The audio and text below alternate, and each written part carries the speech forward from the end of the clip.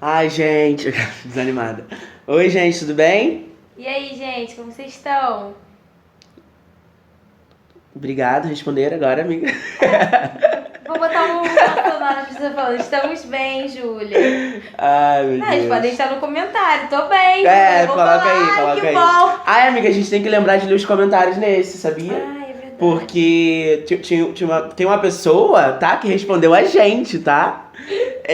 Vamos se apresentar, então? Vamos. Meu nome é Júlia. O meu é o Ilha. E esse é... Tenho nem roupa para este podcast.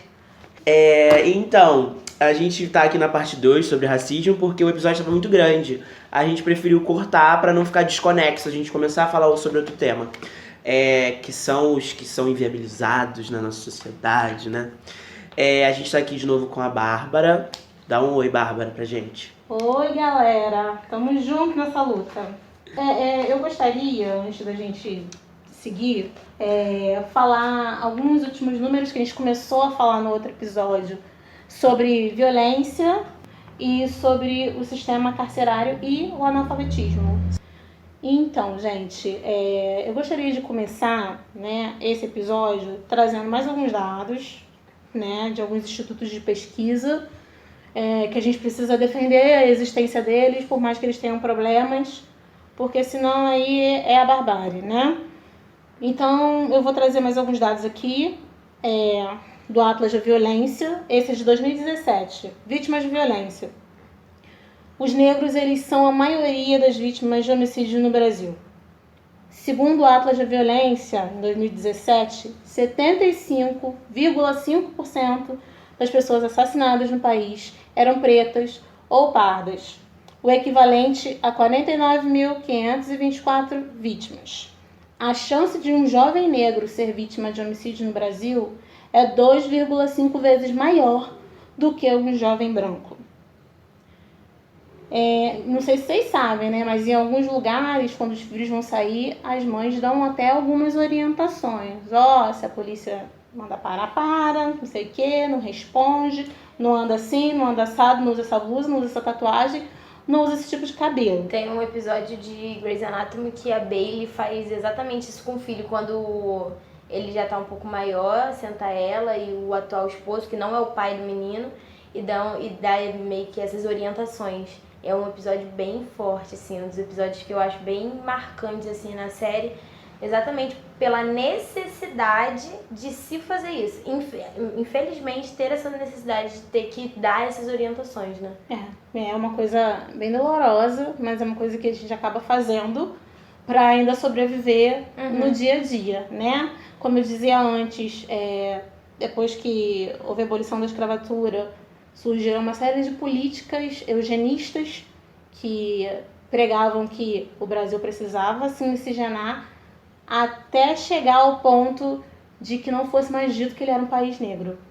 Por isso, alguns teóricos até discutem a questão de relacionamentos interraciais como estratégia de genocídio do povo negro. Mas essa é uma outra questão, para um outro episódio. Eu vou seguir Vai aqui. anotando, vai anotando. Vou seguir aqui. Eu vou mandar um e-mail com vocês com sugestões de Manda, de por tema. favor. não só relacionadas a racismo, outras coisas Sim, assim que eu com também certeza. gostaria de saber. E aí Você eu posso botar também nome de pessoas que eu acho que entendem sobre o assunto. Perfeito. E podem falar sobre aquilo. Ótimo, adorei. Vocês também que estão escutando, se vocês quiserem também mandar Gente, vamos sugestão seguir o de exemplo tema. da Bárbara, Por tá, favor. gente? Vamos seguir. Então, eu preciso seguir um exemplo que é escutar episódios além do zero. Né? Eu só consegui escutar o zero na semana passada ou retrasada. Então, assim, a minha lição de casa essa semana é escutar o episódio 1, o 2, né? E escutar as impressões das pessoas sobre este episódio. Porque, assim, eu me comprometi a não ser ansiosa e não falar muito rapidamente. Então, eu quero saber se as pessoas entenderam o que eu falei. Perfeito. Entenda o que eu falo, então vou entender o que se fala. Pode ter certeza. Então, gente, sigam o meu exemplo, né? Escutem lá, né? Eu vou escutar um, dois, a gente pode criar uma comunidade, um grupo no WhatsApp, pessoas que vão escutar um e o 2, suas impressões. Né? Verdade. Isso pode ser, né? Muito grupo de WhatsApp pra administrar, mas... Mas vamos criar mais um. Vamos, por que não, né? Eu falo, você estava falando... Não, você pode continuar, que eu falei pra eles mandarem. Sim, vamos lá. Continuando sobre a questão da violência contra pessoas negras. Em 10 anos, de 2007 a 2017, o Brasil se tornou um país com mais potencial de morte para negros do que para não negros. A taxa de homicídios de negros cresceu 33,1% no período, enquanto a de brancos aumentou 3,3%. Ou seja, os negros são os que mais morrem e também são a população em que a taxa de mortes de violências mais cresce com as pessoas negras, né? Uhum. Eu gostaria de deixar um adendo aqui, né, gente? Muitas pessoas negras são mortas, assassinadas em várias situações e também são mortas massivamente, assassinadas por policiais. Mas temos que ter em mente que a polícia, né, no Brasil e principalmente no Rio de Janeiro, é a que mais mata e é a que mais morre, né? E eu acho que... tenho certeza, porque é urgente, providencial, que se discuta as abordagens policiais e o papel do policial como um agente de antirracismo. Mesmo sabendo que o antirracismo vai muitas vezes contra os princípios de inspeção da própria orientação da corporação Polícia Militar. Existem muitos policiais negros morrendo e deixando suas famílias, né, desamparadas, né, e pessoas que poderiam estar vivas se o Estado estivesse investindo numa verdadeira guerra às drogas. Sabemos hoje que drogas não são produzidas na favela, sabemos hoje que armas não são produzidas na favela, sabemos hoje que muitas dessas negociações são internacionais e eu não sei vocês, mas tem muito amigo meu que cresceu comigo, de muito baixa renda, alguns ainda continuam vivendo uma vida periférica. Eu também sou periférica, tá, gente? Sou rica não. Campo Grande ali na Avenida Brasil, não é lá no Rio da Prata. Então vocês sabem que é uma simplicidade de vida, humildade. E eu tenho, infelizmente, alguns conhecidos que entraram para a vida do crime. Se você negocia arma com outros países em inglês, com certeza não são esses meus coleguinhas. São pessoas em patamares maiores e fora das comunidades, né? Sim. E eu não estou aqui me desfazendo da comunidade quanto um celeiro de potencialidades, porque ela é, né? Tem uma amiga minha que diz que a favela, ela não é um problema. A favela é solução para quem não encontrou moradia, para quem não encontrou acolhimento, para quem não encontrou onde viver e para quem não tinha outra possibilidade a não ser ir viver na rua. Uhum. E é um celeiro de enormes talentos de pessoas como eu e você. Porque as pessoas da favela são batalhadoras e no dia que elas decidirem que não sairão de casa para servir o asfalto, estaremos perdidos, né? Então é importante pensar nisso. E seguindo aqui com os dados da violência. Quer falar? Rapidinho, eu vi um post no Twitter tem um tempinho já, falando que... Não sei se o menino tava acordado 4 horas da manhã, uma coisa assim. Aí ele colocou assim, são 4 horas da manhã, eu tô indo dormir porque eu tava assistindo série, uma coisa assim. Aí ele falou assim, eu tava aqui indo dormir que eu tinha acabado de assistir série, aí eu fiquei pensando, essa hora tem muita gente na favela acordando pra fazer o café da manhã do patrão, ou acordando pra fazer o seu café da manhã, que você vai lá quando chega no seu trabalho tomar o café, sabe? Eu fiquei tipo assim, lógico que já tinha um pensamento assim, mas foi uma reflexão de tipo assim, caralho, cara, sabe? Se a favela não descer, não acontece nada na rua. É real, não acontece nada. Eu lembro quando aconteceu há pouco tempo, alguma criança morreu, né? E foi uma coisa bem brutal. Não sei se foi por conta da Ágata ou por conta de uma outra criança, porque esse ano foi pesado, né? Sim. Muitas crianças foram assassinadas, muitas. E aí alguém botou assim no Facebook, mas por que a favela não desce? Aí alguém respondeu, a favela desce todo dia. Prepara o pão, faz o almoço, limpa a casa, serve no bar, Sim. trabalha no restaurante, faz o serviço de auxiliar de serviços gerais, no final do dia deixa o seu jantar pronto e volta para enterrar os seus filhos. Sim, É nossa isso. senhora, sim. É isso, né? Então, vamos parar com esse negócio de que alguns humanos são mais humanos que outros. Vou dar uma aulinha pra vocês de raça hoje, pra não passarem uma vergonha. Direitos humanos são só para humanos Humanos direitos. Que sono. O auge. Que sono, o auge. Ele é muito da Gabriele. Que eu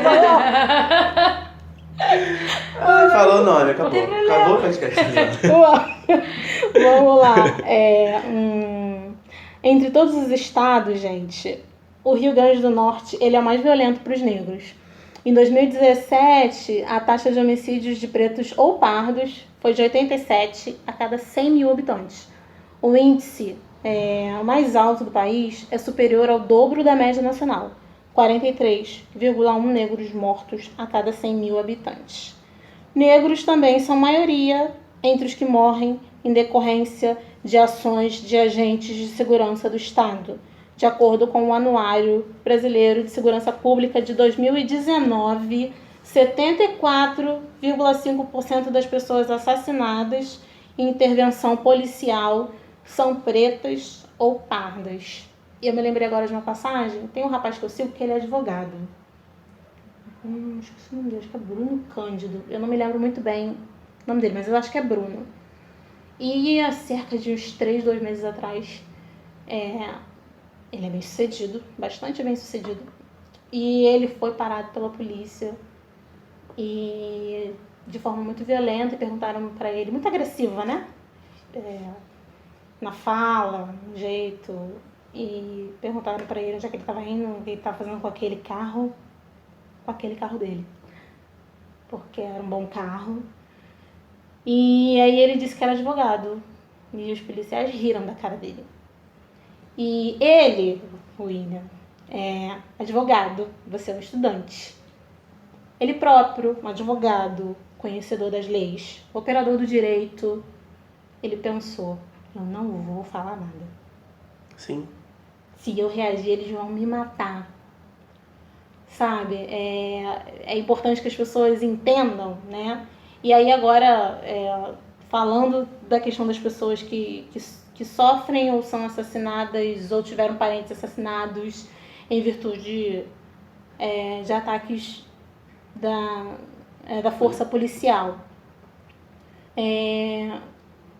O racismo, ele é uma estrutura de sociedade. A gente já sabe que isso é um imaginário social que foi criado e que se transmite até hoje.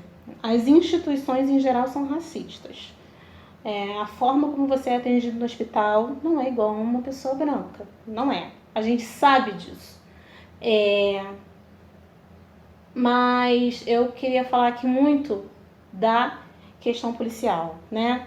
Porque se existem policiais que têm consciência, né, ou possibilidade de se mobilizar dentro da polícia para dizer que vocês precisam parar de precisar, como as normas demandam, de fazer abordagens racistas, cara, eu poderia dizer, façam isso, mas não é simples, porque policial militar não pode fazer nem greve, que virá movimentação para exigir que a corporação pare de orientar eles a fazerem abordagens racistas. Uhum.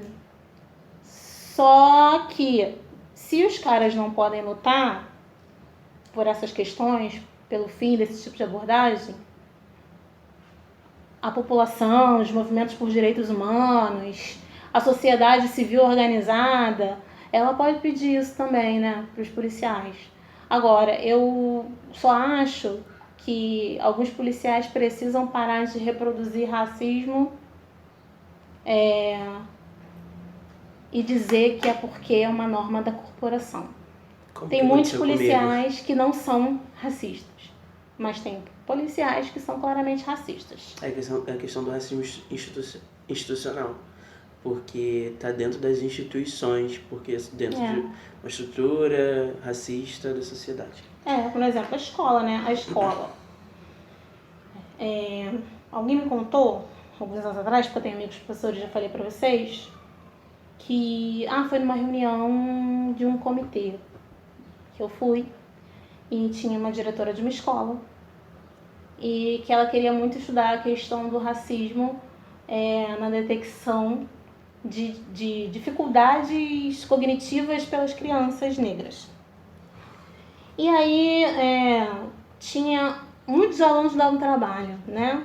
Muitos alunos davam trabalho, tinha alguns alunos que não que dessem trabalho, mas que eram diagnosticados, como havia turma especial, com algum tipo de autismo ou algum tipo de alteração, TDAH, esse tipo de coisa. Não tinha nenhuma criança negra com autismo, mas tinha um menino negro com todas as características de uma criança autista. Mas o menino negro, ele era sempre muito indisciplinado. O que os professores dizem é que ele é muito bagunceiro, ele é muito rebelde, ele é muito disciplinado, tem que transferir esse menino de escola. Gente, né? Vamos lá, né? Eu acho que educação para liberdade, educação antirracista, passa também pela sala de aula. Sim, né? Com certeza. Então, é momento de... Nós, professores, nós trabalhamos em escola, trabalhamos em creches e percebemos esse movimento. É hora da gente começar, né? Principalmente diretores que têm um papel muito forte dentro da escola, né? Começar a abordar essa questão da indisciplina e das dificuldades cognitivas de forma mais realista e começar a analisar de verdade as crianças. E com todos, né? Porque às vezes a gente analisa com maior afeto aquele com quem a gente se identifica. É difícil ter afeto com quem a gente não se identifica.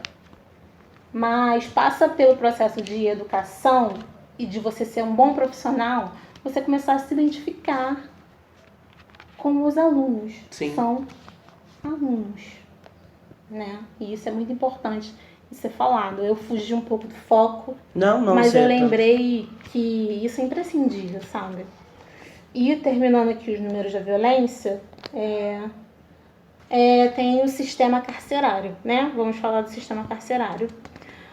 E dizer que os negros são a maioria entre as pessoas presas no Brasil, que o Levantamento Nacional de Informações Penitenciárias, em sua atualização, que faz parte do Ministério da Justiça e Segurança Pública, aponta que 61,6% dos detidos no país eram pardos ou pretos em junho de 2017. Esses são os dados mais recentes disponíveis. Os brancos representavam 34,8% dos presos. O levantamento mostra que a maior parte dos presos no Brasil são jovens, pretos ou pardos e com baixa escolaridade. Os crimes que mais levam às prisões são roubo e tráfico de drogas, porque corrupção Não é crime, Sabe aquele esquema do bandido bom é o bandido morto? Sim. Isso não serve para quem foi pego na Lava Jato, isso não serve... Pra quem desvia É um silêncio dinheiro. ensurdecedor, né? Ai, mas é tanta revolta quando um bandido negro comete alguma coisa. E não que a gente não tenha sangue de barata, não tenha que ficar revoltado, né? Mas não tem pena de morte no nosso país.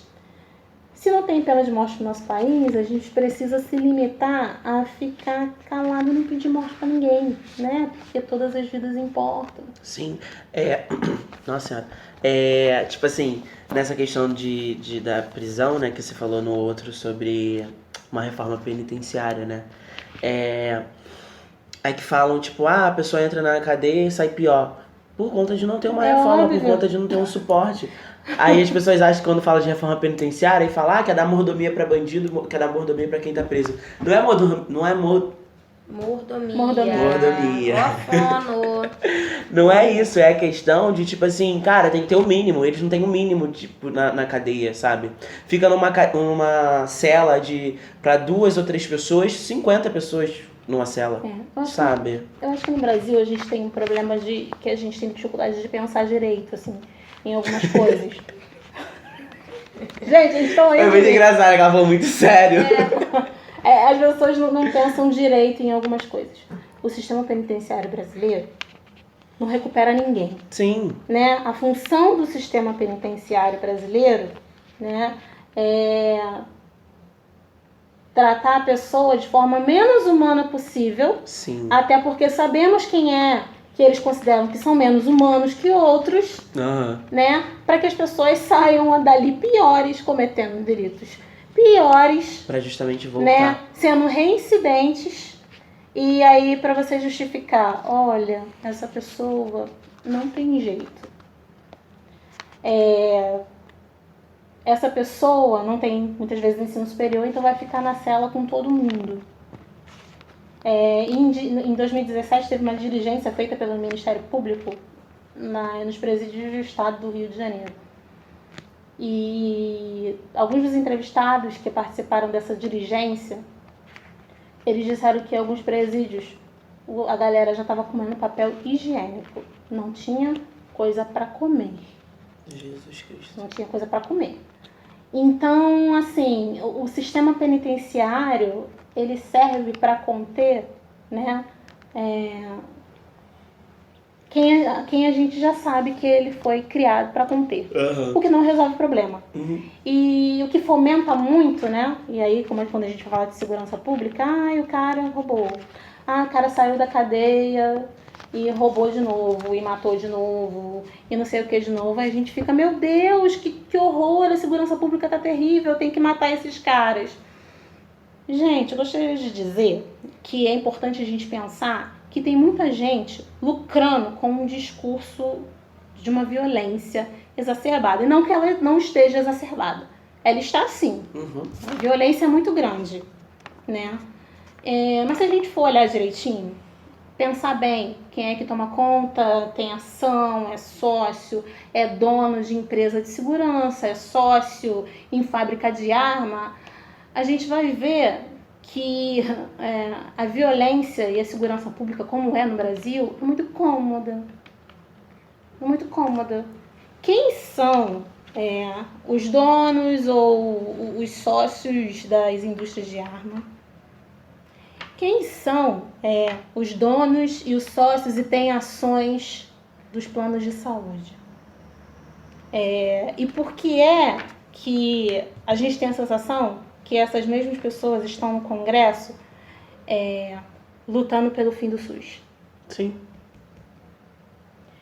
Gente, existe um monte de desmonte acontecendo. Todos eles vão beneficiar as mesmas classes que vem beneficiando 500 anos. Sim. Mas quem vai se prejudicar, sabemos quem é. Então, assim, peço mais uma vez, não fiquem lutando pela morte de não sei quem. Não fiquem lutando pela privatização do SUS, porque você também não vai ter. Não fiquem lutando... não fica lutando pela privatização da educação. Isso que eu ia falar. Porque são serviços de cunho social. E serviço de cunho social, educação, saúde, os serviços de assistência social, a segurança pública, não podem e não devem ser, de forma alguma, privatizados. Vocês já viram o que são as OS nos hospitais? Tipo assim, o que você tá falando é que as pessoas falam assim, nossa, porque os Estados Unidos é um país de primeiro mundo, que não sei o quê. Só que lá... Não tem SUS. Não tem o SUS, não tem uma saúde, um hospital que, tipo assim, ajude a sociedade. As pessoas ficam falando que lá é o país de primeiro mundo. Eu já conheço muitas pessoas que foram para os Estados Unidos e falaram assim, cara, aqui é impossível de você viver direito. É tipo assim, vive quem precisa, sabe? Quem precisa mesmo, quem, tipo assim, tá ganhando pra se sustentar ou sustentar alguém aqui, porque... A questão de saúde lá, cara, se você passar mal, se você não tiver um seguro viagem, você pode morrer lá nos Estados Unidos e, tipo assim, caguei pra você. Eu vi o comentário de uma pessoa que tá em algum país da América Latina, e peço perdão porque agora eu não vou lembrar qual é. E ela diz que as pessoas com quem elas trabalham, elas perguntam muito se, como são vizinhas, né, do Brasil, se o SUS é só para os brasileiros ou se elas podem participar também do SUS. Eu já escutei isso também, já ouvi falar. Então, assim, gente, o SUS ele tem milhares de problemas. Tem sim. Nós temos que questioná-los e temos que questioná-los cada vez mais. Assim como temos que questionar o judiciário cada vez mais, porque eles estão mandando para a cadeia pessoas cujo delito a gente ainda não está entendendo. Sim. Né? Assim como temos que questionar o judiciário, temos que questionar o SUS. Para onde que está indo o dinheiro do SUS? Né? Por que estão tirando o dinheiro do SUS para investir em outros lugares? Né? Mas a gente não pode pedir o fim do SUS não, gente. Pede não, galera. Pede não. Eu fico triste, acho vergonhoso quando eu vejo. Inclusive eu não vejo mais porque eu já excluí pessoas que estão pedindo o fim do SUS. Sabe o que eu já ouvi? A pessoa falar assim, ai, não tá funcionando, então é melhor parar mesmo. Fico pensando, gente, a pessoa não tá entendendo. Gostaria de filmar a cara da Bárbara, porque foi Sim. muito boa. A pessoa não tá entendendo, cara, sabe? O que que é, porque eu acho que a pessoa não entende o que que é o SUS, ou a pessoa não sabe o que que é. Porque não é possível a pessoa falar uma coisa dessa, cara. Muito Sabe? Tipo assim, eu, graças a Deus, tenho o benefício de ter um plano de saúde pelo trabalho da minha mãe, no emprego dela, como benefício. E assim, já fui com a minha avó pra UPA, sabe? Ela foi atendida e, tipo assim, o mesmo patamar, né? Porque eu não sei se é pela questão daquele UPA ser um UPA que a maioria vai e todo mundo elogia. Assim, e ser atendido é como se eu tivesse sido atendido no hospital particular, sabe? E as pessoas não valorizam uma coisa que, tipo assim, cara, é seu direito, sabe? Você tem que correr atrás. E tem plano de saúde aí que tá funcionando de forma pior do que o SUS. Sim, isso que eu ia falar também. E vamos também, de novo, né, voltar à questão do pensar direito, porque dentro dessas discussões acerca do SUS, da importância dele, das verbas do SUS e da saúde, tem empresa privada da área da saúde que está tirando dinheiro do SUS. Sim. Né? Então vamos questionar sim o SUS. Mas não vamos pedir o fim do SUS, porque assim, se você trabalha para pagar boleto, tu não pode pedir o fim do SUS. Pô, verdade. Basicamente isso. Né? Olha eu me Acabou. identificando. Acabou. Olha eu me identificando. Pô, é verdade. Trabalho pra pagar sim, boleto. gente, eu tenho plano de saúde, né? E há pouco tempo eu passei por uma situação um pouco complicada, né? Porque como a gente fala muito de racismo institucional, isso, aquilo outro, eu fiquei grávida em março, mas eu perdi o neném em maio. E eu fiquei muito tranquila no que dizia respeito a várias coisas, no que diz respeito à maternidade, né? Até porque eu já fui professora, então eu tinha uma visão muito negativa da maternidade. Era muito positiva para os outros, para mim não. Quando eu fiquei grávida, eu passei a ter uma visão muito... Não que fosse positiva, mas o que eu queria, a única coisa que eu queria era proteger meu filho, né? E cuidar da melhor forma para que eu tivesse uma gestação tranquila. Mas quando eu pensei em buscar um serviço, mesmo que fosse no hospital particular, porque eu tenho plano de saúde, e ter que passar por algumas coisas que eu vejo muita gente passar e morre, cara, eu surtei. Eu fiquei ligando para várias pessoas, perguntando quem conhecia obstetra negra, ginecologista negra, não sei o quê. Tinha uma colega minha que conhecia uma ginecologista obstetra negra, mas a mulher é tão valorizada que ela foi morar nos Estados Unidos. E eu fiquei passada. Mas aí o tempo passou, infelizmente eu tive o aborto espontâneo. E depois disso foi que eu fiquei sabendo que existia uma ginecologista obstetra negra. E assim, eu cheguei aí em consulta com ela e tudo, e eu fico pensando assim que é necessário muita coragem até para você exercer a maternidade nesse país. Até para exercer a maternidade, porque você tem medo, né? Sim. Você tem medo. Bom, sobre o analfabetismo. Importante saber que a taxa de analfabetismo entre negros de 15 ou mais diminuiu nos últimos anos, de 9,8% em 2016 para 9,1% em 2018. Ainda assim, é maior do que o dobro da taxa de analfabetismo entre brancos da mesma idade, que ficou em 3,9% no ano passado. De acordo com o Anuário Brasileiro de Educação Básica, 2019, organizado pela ONG Todos pela Educação, a taxa de alfabetização que mais cresceu no período de 2012 a 2018 foi a de pretos. Em 2012, 87,7% deles estava alfabetizados. Em 2018, a taxa subiu para 91%. Entre pardos, o índice era de 88,1% em 2012 e passou para 90,9% em 2018. A erradicação do analfabetismo é uma das metas estabelecidas pelo Brasil no Plano Nacional de Educação, que estabelece o ano de 2024 como um limite para a conclusão do objetivo. E isso vai totalmente na contramão, né, do contingenciamento dos investimentos em saúde e educação. Sim. Né? Como é que você vai atingir uma meta dessa em 2024, se não é de hoje, que a gente está comprometido com isso, se você contingenciou o investimento, que eles dizem que é gasto, em saúde e educação por 20 anos. E aí agora no final do ano, o ministro da Educação anunciou que ia contingenciamento, descontingenciamento, é isso? Acho que é isso. Ele disse que ia fazer o processo contrário com uma parte do dinheiro, né? Mas isso era para causar alguma coisa dentro do sistema educacional, porque as pessoas de fato estão indignadas. E o cara disse que ele ia tirar do ensino superior para investir na educação fundamental, ao passo que ele tem atacado cada vez mais as instituições de ensino superior.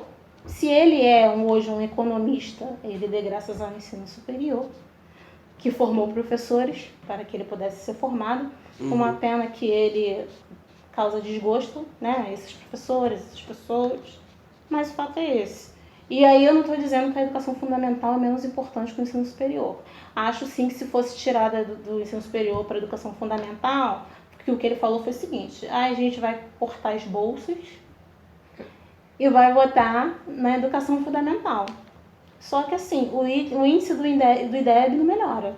Sim. O índice das provas Brasil, a gente não vê um significativo aumento, né? Um avanço. E ele parece tá determinado mesmo a falar mal da universidade. Projeto mesmo para a educação só tem esse futurice, que significa a mesma coisa que colocar as universidades na mão do poder privado. Sim. Porque aí quem vai... Foram lá na faculdade. Porque quem vai dar as regras do jogo, você sabe que são eles. Então, é basicamente isso. A questão do analfabetismo, eu acho importante ser falado, porque eu lembro, né? E não é só por uma questão de identificação. Antes de falar da minha questão de identificação, eu vou falar dos meus avós, da minha avó, Terezinha, e do meu avô, Edil. O meu avô e minha avó, eles eram semi-analfabetos. E o sonho da minha avó era aprender a ler e escrever, né? Ela tentou ir para a escolinha que fizeram uma época na Santa Luzia, mas ela ficou doente, coisa e tal, morreu e não chegou a aprender. E esses dias eu estava escutando uns trechos do livro da Maria Carolina de Jesus, aquele Quarto do Despejo, né? O sonho dela também era escrever, mas ela era uma catadora de materiais recicláveis, que naquela época era catação de lixo. Ela tinha 3 filhos e ela falava muito das dificuldades que era comer, né? E eu fico pensando que com tantos obstáculos, né, na vida de algumas pessoas, como é que se torna possível o sonho de pelo menos se alfabetizar? Né? No final ela conseguiu se alfabetizar. Esse livro é muito bonito, vale a pena ler. No momento em que você estiver bem ou sozinho, uma coisa assim, é muito emocionante. Assim. Eu não li ele todo ainda, li uma parte. E essa parte que eu falei pra vocês, eu escutei num podcast até. Que o nome, eu não vou divulgar aqui não. O nome eu não vou divulgar aqui não. Pode divulgar. Pode divulgar, a gente divulga outros também. É Ciência com Afeto, né? E aí, essa parte eu escutei e por conta disso eu lembrei que esse livro é mais um das séries, comprei, mas não li. E aí eu fui lá e comecei a ler. Né? Acho que eu tô na página 60, alguma coisa assim. E, assim, vale muito a pena. E a gente vê quanto que a possibilidade, né, de avançar mesmo. Não tô falando que você vai chegar aos patamares se você for alfabetizado, mas ser alfabetizado, né, é como abrir os olhos para algumas coisas, né?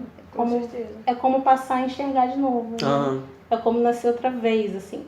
E mesmo o acesso ao término dos estudos, eu fico vendo a galera que está com dificuldade de terminar o ensino médio. Meu marido teve essa dificuldade, né? Não terminou o ensino médio. Tentou, mas como trabalhava na construção civil, chegava atrasado, não podia mais entrar. E depois sofreu um acidente. Mas assim, tem essas dificuldades, sabe? Como é que você trabalhando de 7 da manhã às 7 da noite vai estudar? Com Sim. certeza. É bem complicado. Então, gente, noção de raça. A noção de raça ela surgiu basicamente, né, no século XVI, XV ali, e ela era utilizada para categorizar coisas, assim, espécies de plantas, espécies de animais, dentre outras coisas.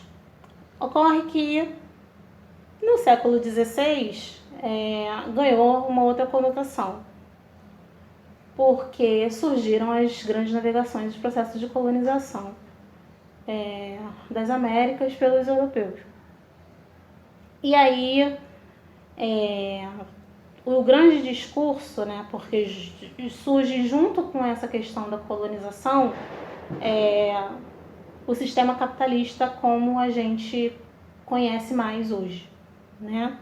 Que é a questão da participação no mercado, né? Ele surge inicialmente com Portugal e Espanha, só que Portugal e Espanha não se limitam a Portugal e Espanha e os outros países europeus que iniciaram esse processo de uma forma mais pioneira. Então a intenção de quem coloniza inserir, inscrever o outro dentro do mercado. Uhum. Só que o discurso é incluir o outro dentro de um Estado de Direito, dentro de uma lógica de civilidade, porque o outro é o primitivo, né? Sendo o outro primitivo, ele precisa ser polido Uhum. para se tornar alguém, né, que é munido de sua condição de sujeito, de alma, né? E a gente sabe que a igreja teve uma grande participação nisso. O racismo que ele faz é basicamente destituir a pessoa da condição de sujeito. Então, quando uma pessoa é racista, né, o surgimento do racismo vai dizer que o outro não tem alma. Se não tem alma, não é gente. Sim. E se não é gente, é inferior. E é nesse contexto que começam os processos de colonização. Começam inicialmente por Portugal, Espanha, França, Holanda, até que, já ali no século XVIII, aparece a questão do processo de descolonização ou luta pela liberdade de um dos países colonizados aí, que era o Haiti, que fica ali no Caribe. Uhum. Século XVIII? Eu esqueci. Aqui. Isso mesmo. 1791. Os haitianos começaram a reivindicar os seus poderes de volta, né? E o domínio sobre o Haiti, porque perceberam, dentre outras coisas, que esse discurso democrático do Estado de Direito para todos não era real, né? O que a França, que foi o país que colonizou o Haiti, queria, né, era poder vender as lavouras para outras pessoas e extrair toda a riqueza possível desses países. E aí depois, quem continuou fazendo esse trabalho muito útil foi os Estados Unidos, até que eles saíram em 1930 e pouco do Haiti. E até hoje Haiti passou pelo que passa, né? Sim. Mas em 1803, né, os exércitos do Haiti deram uma surra na galera da França e conquistaram a liberdade. No entanto, os países europeus, principalmente a França, imporam uma série de sanções. Ninguém comprava Haiti, ninguém vendia Haiti, ninguém fazia pontes diplomáticas nem políticas com Haiti. E nesse momento se reforçou o mito de que eles precisavam fazer isso porque os negros eles eram naturalmente selvagens, eles não tinham condição de gerir um país assim, sabe? Então eles precisavam do branco, Salvador, né? A gente vê muita gente assim ainda aparecendo por aí. Eu levo até um susto assim quando eu vi. E a partir daí o Haiti conseguiu conquistar sua liberdade, mas vive em condições aviltantes até hoje, né? Por conta disso. E nessa época se reforçou mais ainda o mito de que o negro era menor, que ele não tinha capacidade, que ele não é gente, que ele não é isso, né? E aí depois outros países que foram ficando mais poderosos, inclusive os Estados Unidos, tomaram esse discurso para si já lá depois da independência das 13 colônias. Quando um dos caras lá, o Jefferson, ele tinha escravos, ele costumava dizer muito que todos eram iguais, mas os negros nunca foram, não eram e não seriam iguais. Então, quem age como racista, quem diz que você tem que levantar a blusa, abrir a mochila e dizer para onde você vai, acha que tu não tem condição de se adequar na sociedade, que o único papel que você consegue desempenhar é o papel de criminoso. É a questão do macaco também. Eles chamam o negro de macaco para mostrar que o negro não tem a sua... É que eu falei sobre o sobrenome Silva, né? Não tem a humanidade. Eles chamam o negro de macaco pra tirar e, tipo, falar assim, você não tem humanidade, sabe? É isso que tá atrelado ao chamar o outro de macaco, o negro de macaco. Muito tempo, igual o Silva, sobrenome Silva, eu também ficava assim, gente, mas qual o sentido de chamar o negro de macaco? Aí depois eu, fui explicado o que significava chamar o negro de macaco, eu fiquei assim, nossa, não tem sentido, sabe? Não tem sentido. Vocês estão falando aqui, acabei de ver no Instagram. Ota Benga, o jovem negro que era atração no zoológico junto com os macacos.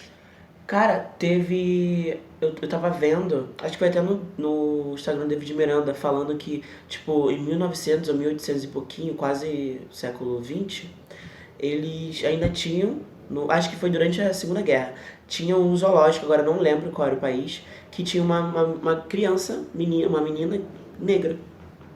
Tinha. Que eles ficavam vendo. Aí eu fiquei assim, gente... Eles ficavam vendo, e eu não sei se é o caso da mesma menina. Mas essa menina, depois que ela deixou de ser atração, ela precisou... a situação dela de precariedade, né? Econômica, social, era tão grande, que ela precisou ir pra vida da prostituição. Assim. Ela morreu cedo. Coisas que eles faziam, né? Utilizavam as crianças como isca pra caça. São as coisas que acontecem. Que as pessoas acham que é normal. Elas vão normalizando isso e vão normalizando outras coisas, né? É o que a gente falou de estrutura de sociedade, que acaba que na época isso era comum, era normal, era uma coisa aceitável, né? É como a gente falou da questão do escravos terem escravos. Então, assim, aí a gente, pra finalizar, a gente acaba com esses dois pontos agora. O primeiro é a importância de ter negros no topo. É que as pessoas, já escutei também, até na questão LGBT, que as pessoas acham que a gente quer dominar o mundo, ou que a gente quer fazer o mundo nosso, não deles, tirar o branco do poder. Né? E também entra a questão de cota, né? Porque falam, isso só acaba aumentando o racismo, dizendo que o negro não pode, como você também tinha falado na questão da cota, acaba né? evidenciando que isso aí já existe. Sim. Aí é o que eu trago aqui como questionamento, e não como questionamento, é a questão de ter negros no topo, né? Que é muito importante porque você pode ter a opção de, como uma criança negra, como um adolescente negro, de você falar assim, cara, eu posso estar lá, sabe? Eu posso ser um cantor, eu posso ser um ator, sabe? E também a nossa representatividade, ainda que, por mais que esteja crescendo, tá ainda muito pouco. Você vê muitos atores interpretando papéis de porteiro negros, interpretando papéis de bandido negros. Você não vê muitos... empregados. Você não vê muito negros no topo, sabe? Negros advogados, negros... Tipo, agora nessa novela nova, tá tendo a Thaís Araújo como uma advogada, sabe? Que é uma coisa que, tipo, a Thaís Araújo, em muitas novelas, ela fez, tipo, empregada doméstica. Ela fez naquela... Da Cor do Pecado, ela era sexualizada como, tipo, a protagonista como... A mulher que tava tirando o homem branco da sua família, sabe? Como que é muito comum, né? Infelizmente, né? A gente vai fazer um episódio sobre os tipos de racismo, a gente vai falar sobre a solidão da mulher negra num outro episódio. Mas assim, só pra contextualizar, isso acaba agravando esse estereótipo de que a mulher é sempre sexualizada, do que o homem é sempre sexualizado, que são posições inferiores a... Você que tava chovendo. Que são posições inferiores a do homem branco, né? Aí eu trago esse questionamento aí e vamos falar um pouquinho de algumas celebridades que estão aí. Eu queria falar, assim, de algumas pessoas que eu lembro agora, assim, porque eu admiro por mais, estão na mídia, né? Eu gosto muito de ver, assim, o Lázaro Ramos, né? Maravilhoso. Não só com o papel dele de ator, mas também com o papel de escritor, né? Literata, né? Porque eu fico pensando, né? Tem ele e tem a Maju Coutinho, assim, que eu gosto muito. Eu fico pensando que não basta, né, só o cara ser o negro no topo. É muito importante que o cara tenha consciência de raça.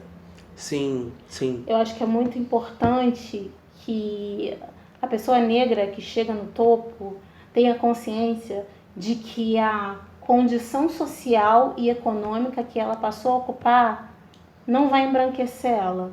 Que é uma outra coisa que eu gostaria de falar também num outro episódio, né? Que é a questão do embranquecimento e do branqueamento, né? Se você for ver algumas pessoas que chegaram no topo, algumas pessoas que... não sei se eu cito ou se eu não cito o nome. Por exemplo, tem jogador de futebol que chegou no topo, mas nem se reconhece como negro. Ah, tá. Então E, no entanto, essa pessoa, ela exerce uma influência tão grande sobre meninos negros que querem ser jogadores de futebol, e a maioria deles, sabemos, não conseguirão por uma série de coisas, né? Com certeza. E não é porque eles não tenham capacidade, né? Porque o futebol é um outro esquema. Isso aí. Né? Que daria também um episódio, mas assim, isso aí eu não tenho a menor ideia, nem de quem eu arrumo pra falar. Um macho deve saber falar disso. Enfim. Eu fico pensando da importância dessas pessoas, por exemplo, a Cris Viana, que é uma atriz negra. Mas né? é sempre sexualizada. E é hipersexualizada, né? A hipersexualização é uma coisa que atinge homens e mulheres, né? Quando se fala da questão da negritude. E eu fico pensando, assim, em alguns relacionamentos que eu cheguei a ter quando eu era mais nova, mas era muito claro que a pessoa quer ficar com você, aí quando quer te chamar pra sair, no máximo quer falar assim, vamos no pagode? Porque é só disso que eu gosto. Do pagode. Ai, sim. Vamos encontrar durante a semana, vamos no cinema, sei o que, porque hoje eu tô estudando. Você estuda? É muito complicado, assim. E aí eu não tô nem atacando relacionamentos interraciais, gente. Não tô dizendo que é ruim. Eu tô dizendo que não adianta a gente se juntar com uma pessoa que quer a gente, mas não assume uma condição que é mais do que conjugal, corporal ou de compartilhamento, de companheirismo. É muito complicado ter alguém na nossa vida com quem a gente não possa falar sobre o quanto dói o racismo na gente. É muito Sim. complicado. Então, assim, quando eu tenho amigas que falam, fulano não sei o que, tá, ele é branco, eu falei, mas e aí, como é que é? Aí você vê os namorados do cara. O de cara diz que adora uma preta. Mas todas as que ele apresentaram pra família eram brancas, sabe? Então, assim, já que pediu minha opinião, eu falo, cara, olha, eu acho que não vai dar. Eu acho que não vai dar. Porque a pessoa só tem uma função naquela relação. É entender que o racismo existe e ser antirracista.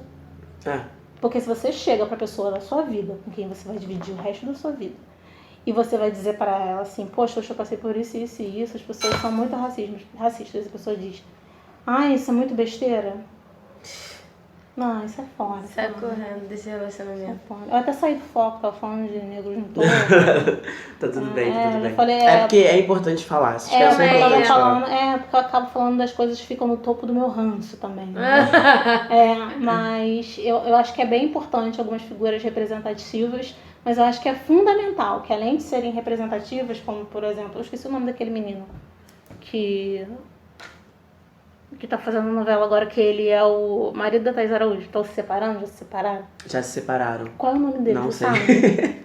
Ele também tem uma consciência racial, assim. Sim, bem interessante. Fora que eu achei ele muito bonito. Ele é lindo, né? Aí o que eu fico pensando é que, assim, é muito importante negros no topo como uma forma de representatividade, mas é necessário a consciência de raça, sabe? Ela é indispensável. E em qualquer lugar que você vá desempenhar alguma coisa, a sua representatividade importa. Quando eu fui estagiar na Rocinha, assim, eu lembro que as meninas olhavam pra mim assim, elas perguntavam, tia, você é professora? Eu falei assim, não, eu tô estudando pra ser professora.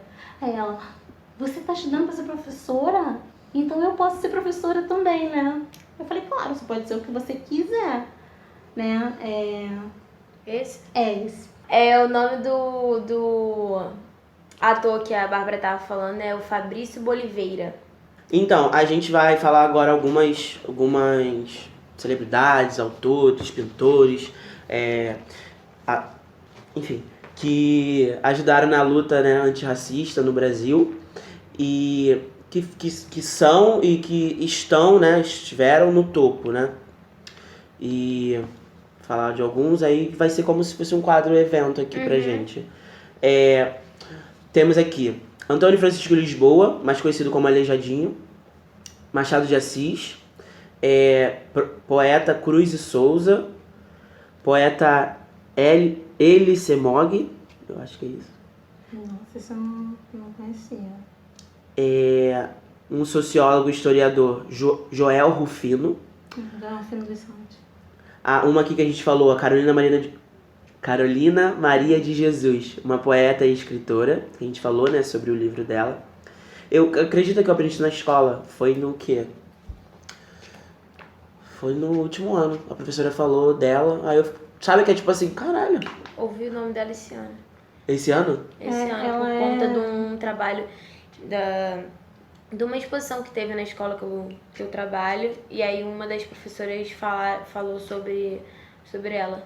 Aliás, assim, o livro dela hoje é referência de leitura para alguns vestibulares. Né? Também tem a cantora Ellen Oléria, cantora Elza Soares. Essa cantora Ellen Oléria, ela foi a primeira ganhadora do The Voice, né, no Brasil, e foi negra, a primeira, tipo, ganhadora e foi negra, né, isso que é... Ela tem a voz linda. Ela é maravilhosa. Cineasta Joel Zito, muito bom, vi o filme dele, Filhos do Vento, muito bom, super indico. Fala sobre a questão da solidão da mulher negra. O teatrólogo e poeta Kut, Arthur Timóteo da Costa, um artista plástico, Juliano Moreira, fundador da psiquiatria, André Rebouças, engenheiro. Quando eu fiquei sabendo isso na escola, eu não sabia que o Túnel Rebouças, né? Era de um homem pelo negro. André Rebouças, que era negro, eu fiquei sabendo esse ano. Não sabia também. Não. E Ele Nádia... é um dos dois. Nádia Ayad. Acho que é Nádia Deixa eu Ayad. ver. É uma engenheira. E outra indicação que eu tenho... Vou indicar essas duas, uma série e uma novela da Globo que tá passando agora. Então, Nesse ou, exato inclusive... momento, brincadeira. Não nesse exato momento. Mas de repente você tá assistindo à noite, pode estar passando agora. É a novela Amor de Mãe, que tem um recorte de uma professora negra, tem um recorte da advogada negra que tá querendo adotar uma criança. E outra que eu vou indicar é a série Segunda Chamada, da Globo também. Ela passa todas as terças-feiras após essa novela Amor de Mãe, e ela conta a história de uma escola na periferia de São Paulo, que tem várias histórias, tem racismo lá, tem LGBTfobia lá, tem tudo, gente. Tá a linda quebrada maravilhosa, que eu adoro ela. E você, Júlia, tem alguma coisa pra indicar? Tem um vídeo que a Bárbara tava falando essa questão das escolas e tal, de abordar o tema sobre negritude, da Gabi Oliveira. Ela é maravilhosa e ela trouxe um vídeo. Eu acho que assim, é muito importante a gente poder falar sobre isso também. Eu trabalho ainda, mas eu estava trabalhando direto com as crianças, e eu até comentei no post desse vídeo dela. O nome do vídeo é Combatendo o Racismo nas Escolas, com Benilda Brito, e elas debatem e apresentam bastante esse tema com bastante propriedade. É bem interessante esse vídeo lá no canal. E eu até comentei porque, como eu trabalho num colégio e ele é particular, poucas crianças são negras. E as que são negras, as mães, as duas que eu trabalhei direto, as mães mandam com o cabelo penteado pra não dar trabalho. E foi isso que eu acho que mais me deixou incomodada, assim, pra não dar trabalho pras tias da escola.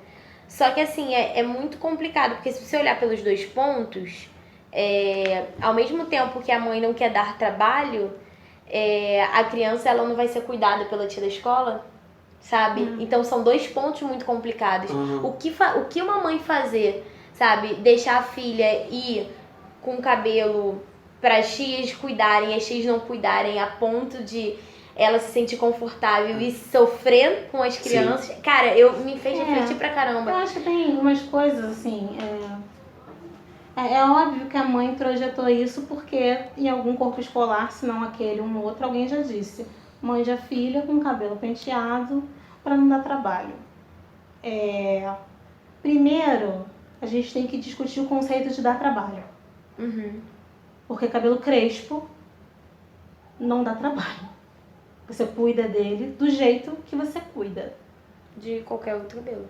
Você leva mais tempo penteando um cabelo crespo, ou você prefere molhar o cabelo para não ter tanto problema de quebrar o cabelo quando pentear, ou você tem que passar algum creme, a questão de dar trabalho está muito relacionada a controlar o volume do cabelo. Então, se está relacionada a controlar o volume do cabelo, é porque nego não está aceitando o cabelo da criança. Não é uma questão de ter trabalho, Sim. porque todas ali vão dar trabalho. Às vezes você vai levar o triplo do tempo para fazer uma criança comer do que para mexer no cabelo da menina que vai de black. Sim. É verdade.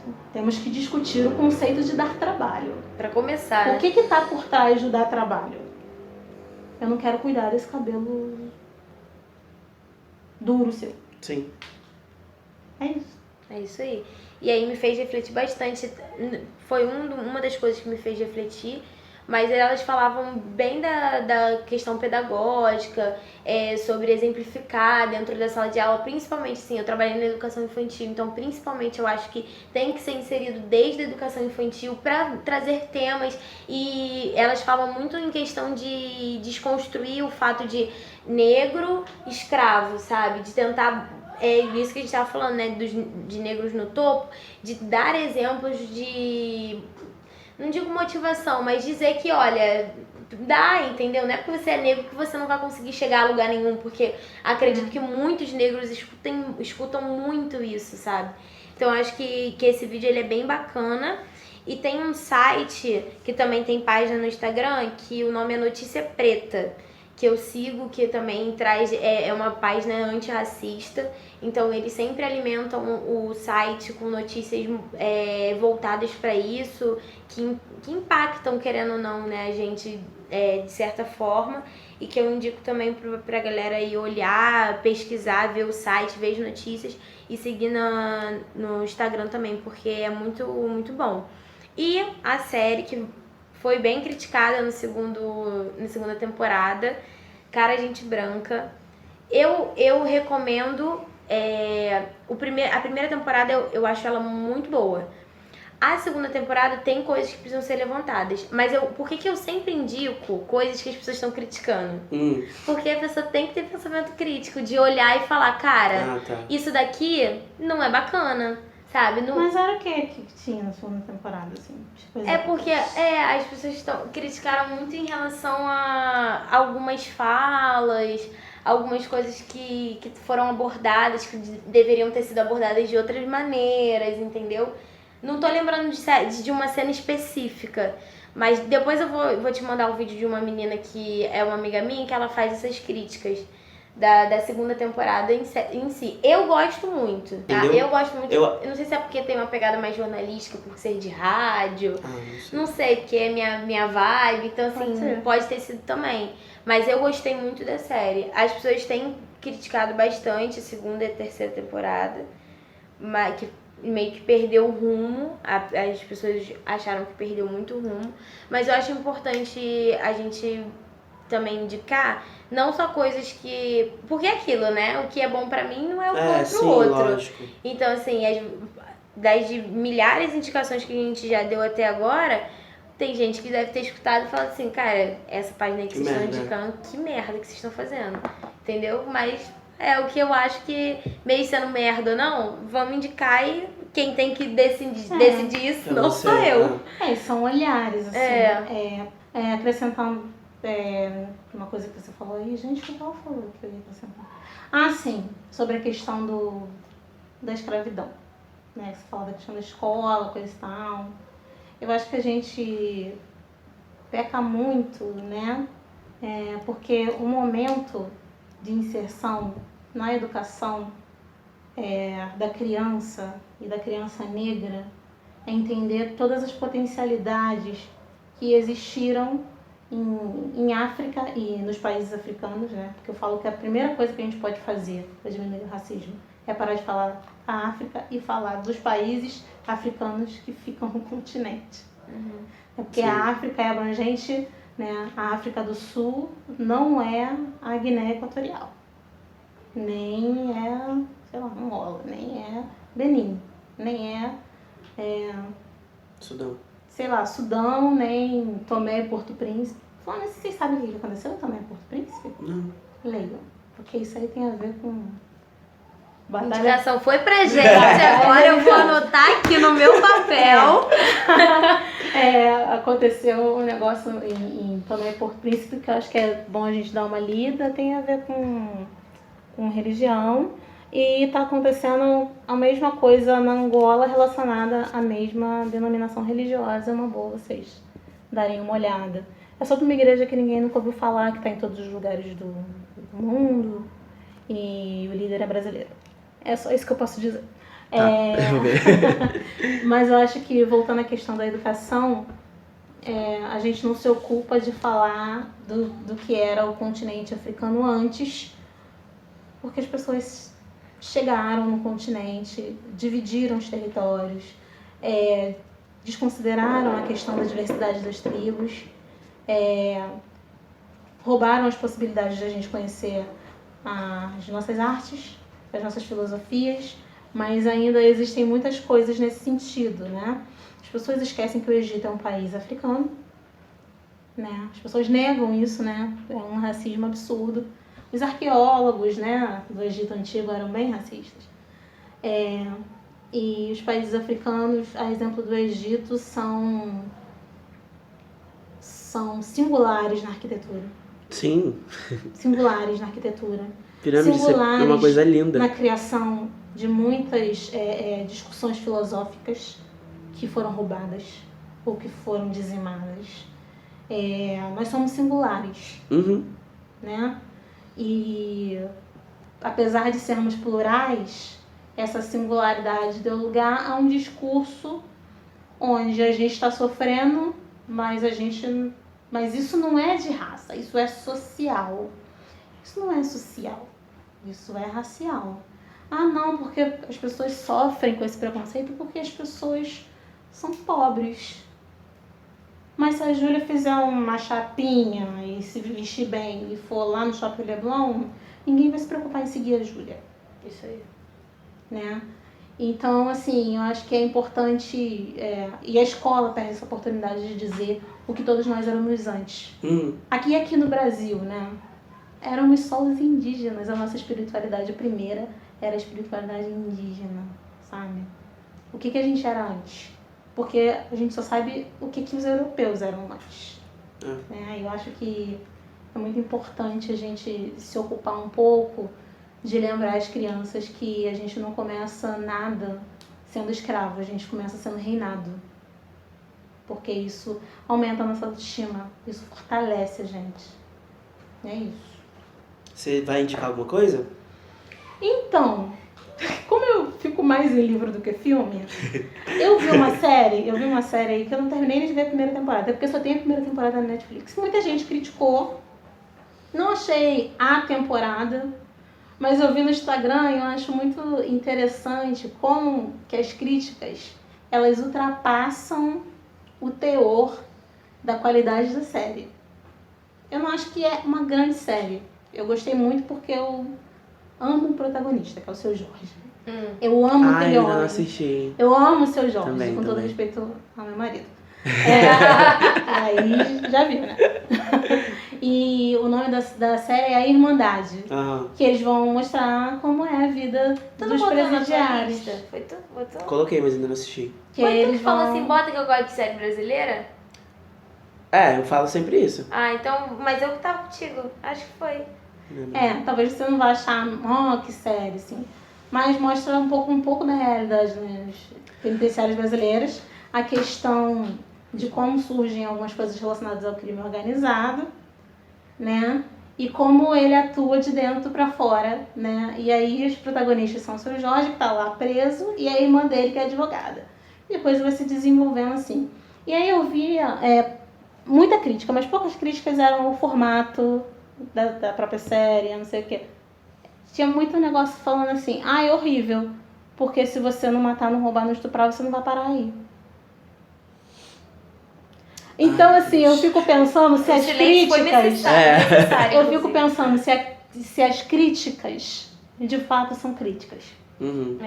Verdade. Porque no final, muito do que se faz utilizando personagens negros é racismo.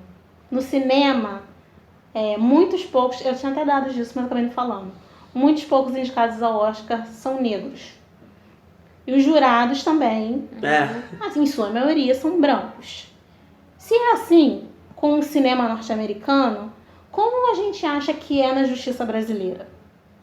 O réu é negro. O júri é branco. O juiz é branco. Como é que a gente vai fazer justiça? Né? Porque é muito complicado isso. Enfim. Vou dar uns avisos antes da gente terminar. Então, a gente não tá recebendo perguntas, então hoje a gente não vai ter o que roupa eu uso. Eu queria pedir para vocês mandarem sugestões, mandarem feedbacks pro nosso e-mail. tenhonemroupapodcast@gmail.com. Se vocês não tiverem, não tem como agora mandar essa pergunta, deixa eu mandar aqui. Manda na DM do Twitter ou no direct do Instagram, que a gente tá olhando tudo. Pode botar nos comentários também, se for. Do vídeo, isso. Tá tudo bem. Só mandem. Tá tudo bem, só mandem. O Twitter é Tenho Nem Roupa, o nosso Facebook e o nosso Instagram é Tenho Nem Roupa Podcast. Quero agradecer a todos que seguiram, a todos que estão ouvindo, né? A gente chegou a mais de 200 ouvintes, muito obrigado. Sem efeito sonoro agora. É. Só palmas. Elas merecem ser vivas. Quero agradecer a todos, muito obrigado. E aí sigam nossas redes sociais, tá? A gente tá olhando tudo, comentem. A gente vai ler agora alguns comentários, né? Então, a gente, um episódio atrás, o episódio de identidade de gênero, não foi? A gente indicou uma página no Instagram. Ai, gente, muito fofo.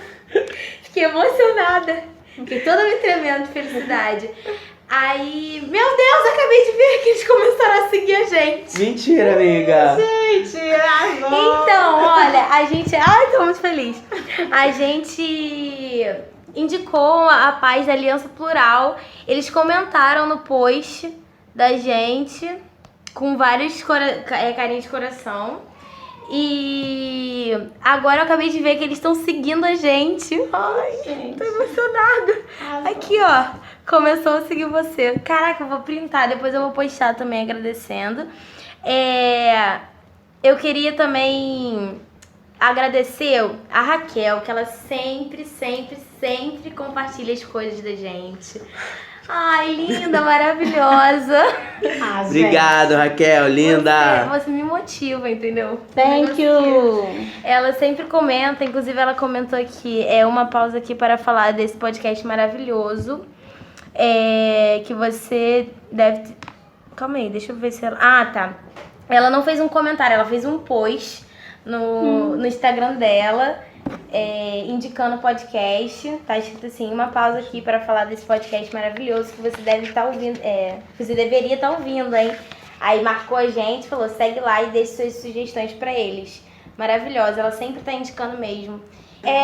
Então, queria falar também do comentário da Isabelle, que ela sempre tá comentando nessas coisas. De novo, ela comentou mais uma vez. O foco que citei foi no podcast 6, Jovem Aprendiz, que o William cita que ele estava rindo e conversando com sua amiga e sua chefe também.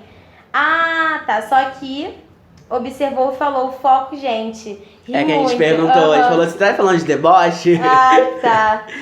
Aí ela falou, tô gostando muito dos podcasts, beijo pra vocês. Gente, aí deu uma sugestão. Faz os micos do velório, que cada um já pagou. Ai, amiga, vamos fazer, a gente pode fazer, mas eu nunca fui a eu velório. Também não. Ai, não, eu já fui a velório, mas eu nunca mico? tive crise de riso, assim. Ai, eu nunca fui a velório. Não, apesar que eu conheço pessoas que já passaram vergonha. Então, a gente pode trazer, então. Você já passou vergonha no velório? Não, nunca. Eu também, eu nunca Então fui. não vai ser a Bárbara que a gente vai trazer. É que ela perguntar assim, você já? Então vamos trazer ela. Por favor. Enfim, é isso, gente. Obrigada pelo carinho de vocês, sempre tá comentando, tá compartilhando. Aos meus amigos também da faculdade que sempre chegam pra mim e falam, tô vendo seu podcast. Lindos, maravilhosos. A gente vai agora deixar uma conclusão de reflexão, tá?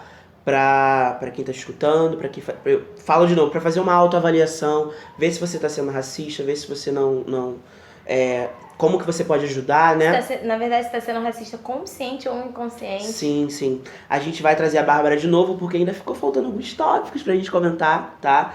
Então, qualquer dúvida...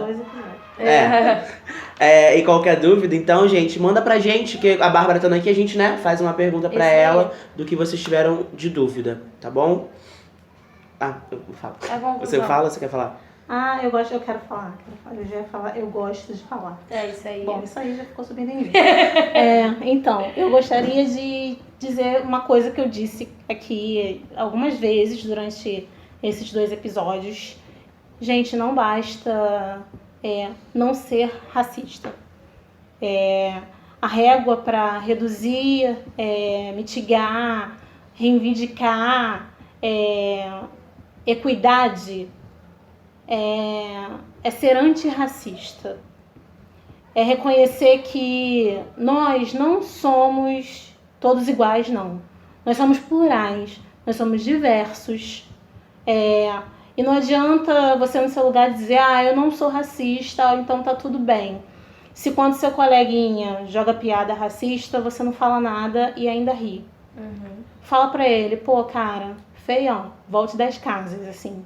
Porque nossa amizade é muito maneira, não tem nada a ver, entendeu? Eu não vou deixar de gostar de você por causa disso, mas realmente tá ficando pesado pra mim ficar andando com gente que faz piada racista. Que fala que, pô, não dá pra sair com mulher negra porque ela não tem as coisas rosadas. Feio, né? Não é feia mulher, não, porque nós somos lindas mesmo. A gente não tem como dizer que é feia pra contrariar a natureza só porque vocês querem. Nós somos lindos. A gente não tá precisando de biscoito de vocês. O que a gente tá solicitando é que vocês se unam a gente nessa luta fazendo duas coisas.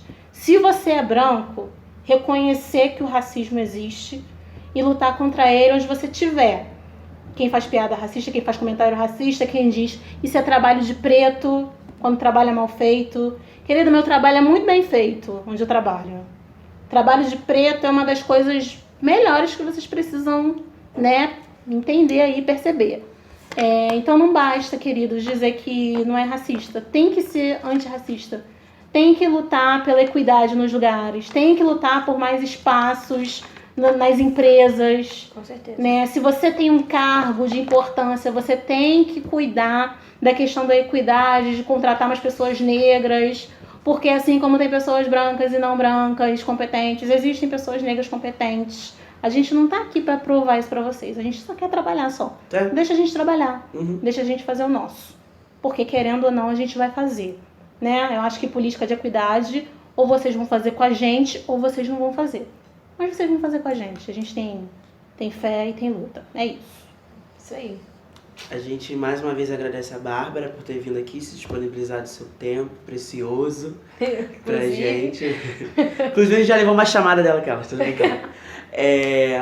Muito obrigado, tá? Você vai voltar aqui pra falar mais sobre racismo, mais sobre outras pautas. A gente pode fazer uma pauta leve com você, descontraída. E Já falaram que a pauta é pesada aí, ó.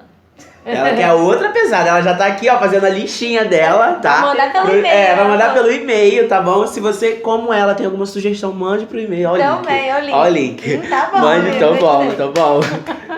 Nossa, amiga, foi pessoal esse tapa agora? Nossa, gente, ela tá de maldade contigo. Mande pro nosso e-mail, tem @podcast, que a gente faz, tá? A gente faz. Igual o que a Isabelle mandou. Isabelle, linda. Pra gente fazer, a gente vai fazer. Acho que é isso, né, amiga? É isso, gente. Quer agradecer de novo? Não, a gente já agradeceu. Eu quero agradecer. Muito obrigada pela disponibilidade, pelo convite. Os apresentadores que são maravilhosos, pessoas super descontraídas, entendeu? Na próxima vez a gente vai providenciar Mas vai dar tudo certo. Foi maravilhoso. Nem deu pra sentir o calor, só me abanei um pouquinho só. Foi muito bom. Passou o podcast todo assim. Mas, assim, de verdade, agora sério, muito obrigada por vocês abrirem esse espaço pra dar oportunidade pra uma pessoa que talvez nem tenha tanta propriedade assim de falar das coisas que ela acaba vendo relacionadas à vivência dela e à vivência com outras pessoas pretas também. Eu gostaria também de deixar claro que nós não somos inimigos de pessoas brancas, nem de pessoas pardas. Nossa, Tem uma importante. pessoa É importante você falar isso. Eu tenho uma prima parda aqui, aqui é família. Eu gostaria de agradecer também muito a Raquel, que é uma pessoa maravilhosa, linda, alta, tem um cabelo black, entendeu? Que possibilitou essas pontes. Ela vai ficar se achando. Que possibilita essas pontes todos os dias para as pessoas. Que eu tenho quase certeza que foi ela que colocou meu nome na roda para estar aqui hoje com vocês. Foi mesmo. Foi ela mesma. Porque a Raquel é uma figura e eu achei de verdade, do fundo do coração, que apesar de eu ter chegado com uma proposta muito simples, e é o que eu gosto de fazer, chegar com uma proposta simples, o programa foi simplesmente o auge. Muito bom. Nossa, Uau, você ouviu? Proposta simples, mandou um roteiro digitalizado com 50 versões. Proposta simples, tá vendo? Humilde, tá bom? Tô brincando. Então é isso, gente. Um beijo. gente. Até quinta.